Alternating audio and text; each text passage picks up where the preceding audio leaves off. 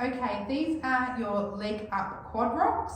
So you're going to have something kind of like a bench, and you're setting your foot up like so.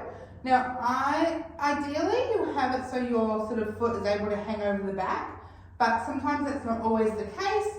So just as long as sort of your shin area is supported, that's the main thing we want to look for. And it's about that high, so you can bend your knee. It's not really taken up and it's not too low down there. You're sort of at that 45-degree angle. And then you also want to be able to hold on to something. So when you are set up with your foot, you are in this kind of position here. So you can see I'm holding on to the rails here. I've got my foot up. I'm going to give you a bit of a different angle so you can see everything, but essentially when my hip is back and over my knee, my front foot is slightly forward. And then what we're going to do from here is we're gliding forward and back. Now, what we're thinking of doing as we're doing this is we're actually thinking of keeping the hip lifted up. We're not pushing down into the floor, we're keeping lifted up nice and high. So as we drive the knee forward, we're letting the hip kind of sink back. So we're getting this lovely movement through here.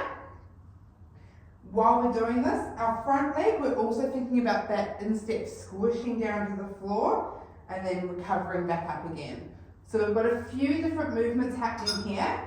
It isn't a huge stretch, but it's a really great mobilizer. So I'm going to bring you in a little bit closer so you can see those two things that I'm talking about. So first up is the squish of the foot. So you'll see here as I bend, that instep lowers, and as I come back up, it arches back up again. Now, I'm not necessarily trying to do that. That is just the action that is happening in that bend and straighten. And now we're having a little bit of a closer look at the setup. So I've got my bench.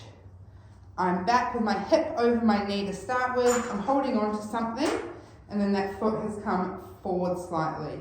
So my hips are square. I'm not opening them out to the side, but I've got this kind of gentle move down here, and this foot is coming forward. So as I drive the knee forward, you can see I'm getting that nice stretch through that back leg there. So I'm coming into almost like a nice little lunge position, making sure I'm keeping the hips lifted rather than pushing them down as I come into this position.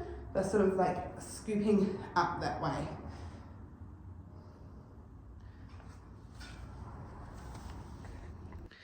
So those are your leg up quad rocks.